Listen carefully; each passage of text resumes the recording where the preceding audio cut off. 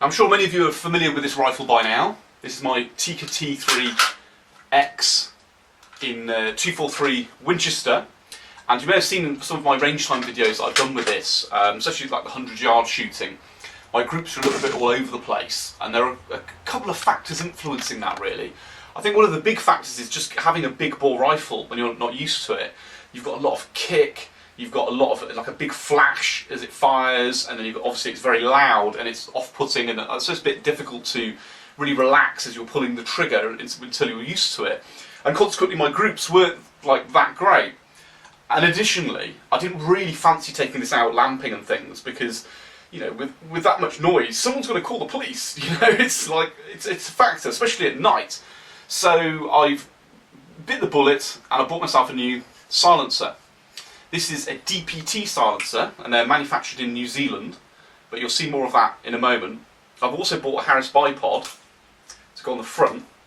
Now, out hunting, if I'm actually going out shooting foxes and deer and things, I'll probably take this off. And when I do, it's, you know, it's not really an issue, to be honest. I mean, I've got here, you can see there's the sling attachment. I'll just pull that out. Yeah, that comes off. And then here, you just unscrew it. And it's very quick and easy. You just pull it off like that. Say that now because I'm on camera, it's taking longer. You push it through and it should come off, yeah, quite easily really. So this is useful because I can put this on my rimfire when I need to, when I'm at the range basically. But this obviously adds quite a lot of weight to the end of the gun, as well as giving you a steady rest. This adds weight as well, and also obviously because of the fact that the way it baffles all the gases, it doesn't pass quite so much of the recoil down to your shoulder. And additionally, you know, there isn't just the huge drama of the way it goes off, so it's much easier to get behind it and get relaxed as it fires. And you will notice, I mean, obviously you'll see in a bit how I sort of shot with it, but it was quite a big improvement. But regardless, let's get this on the table and let's have a close look at this silencer, because like I said, it's modular, so you can actually add and subtract baffles to it. So it's quite an interesting design. So let's have a look. My DPTmodular silencer. You can see on there it's got the website, and the 14x1 is a reference to the hole cut for the muzzle of the rifle to go in. But as you can see, it's modular. You've got 1, 2, 3, 4, 5 baffles. Well, it's actually 4 baffles. This bit does come off, I think, but not very easily. Now, when you buy it, you're essentially first buying this section here, and you can see there that's where the muzzle goes, and there's vents around it. I don't know how easily you can see that, but there's vents that vent gases into this area, which, you know, silence it a bit. And you can see on here that's the first baffle, and you can see that's taken a real hammering. So a lot of people do replace that with a steel one just to give it a bit of extra strength. Now on here as well, you can see this is also threaded because the barrel obviously goes in there. There's another part that goes on there that I'm waiting for, because basically they pay a gunsmith to machine a hole for you for your specific barrel, so this is nice and flush. That means this area is then sealed, which should help for, you know, moderating the sound, and also it means that if you knock it, it's not going to bang against your gun too much.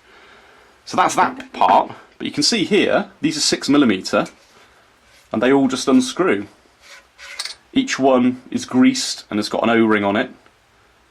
And you can just buy as many or as few of these as you like. So it's pretty handy, to be honest.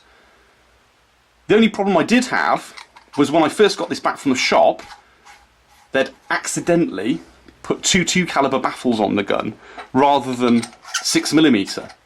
Now it's a good job I noticed before I took it down the range, because that could have been pretty pretty catastrophic.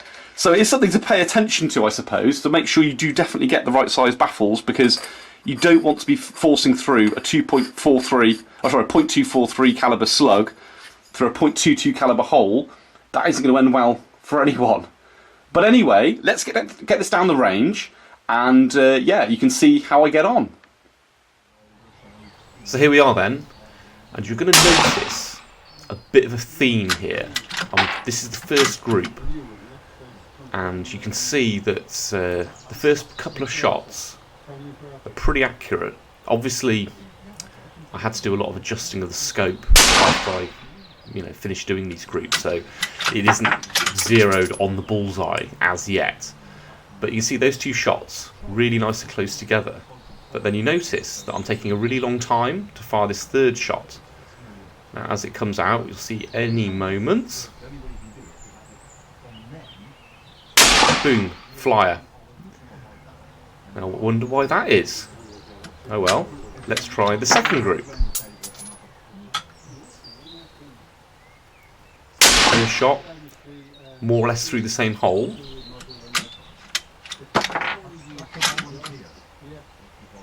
Now again, taking a really long time to shoot again. Now the reason is, I'll let you in on this, is that, and as I'll have spoken about that later on, but that silencer gets really hot after you've shot twice in reasonably quick succession. You just get these heat waves coming up off it, and it just makes like a sort of mirage in your sight picture. Having said that, this second shot here, nice clover leaf, perfect. But the third, once again, as you'll see in a moment, isn't right in the right place. Although not as bad as that first one, like that first flyer.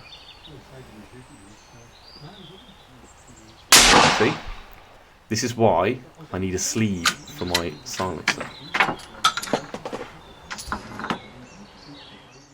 So as you can see, towards the end, I started shooting some quite nice groups with it, to be honest. The only real problem I had was that it was overheating. So, it would like get heat waves coming up off the silencer, which kind of get in the way of your sight picture. So when you're like looking like this, all you can see is just like a blurry, wavy thing, which did kind of mean that I did get the odd flyer occasionally. But, it was really just a question of letting it cool down. And I had to adjust the scope a little bit because it was shooting a little bit lower, which I guess is because of the weight of the silencer. Being a free floated barrel, the barrel's probably just ever so slightly moved down a little bit. But you can see, once I cranked it in, those 4 shots in the middle were basically like my last 4 shots, which are pretty much more or less through the same hole. In terms of the noise, as you could probably gather, you get this sort of crack, but it's as if it's a long way away, and all you've got where you are is a sort of hissing sound, a bit like the sound of, I don't know, air being released from a fire extinguisher or something like that. But it is a dramatic difference between shooting it without the silencer. In fact, if you listen here, I'll give you a little bit of a kind of montage between the two, and you can make your own mind up.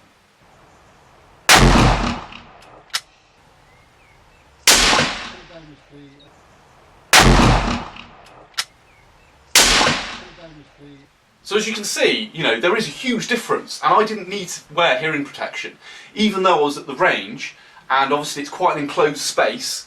It was fine, to be honest. I mean, the only thing I would say, I think if you were shooting a lot of rounds through, it's probably a good idea to wear hearing protection then, only because after shooting about 30 rounds fairly quickly, I didn't get any ringing in my ears or anything like that, but I did feel like I'd been somewhere quite loud, so that's something to be mindful of. But really, out in the field where you're only going to shoot 1 or 2 shots max, and obviously you're in the open air, it really isn't a problem. So to be honest, if you're in the market for buying a centerfire silencer, then for 250 quid and for having the modular design, you really can't go wrong with a DPT modular.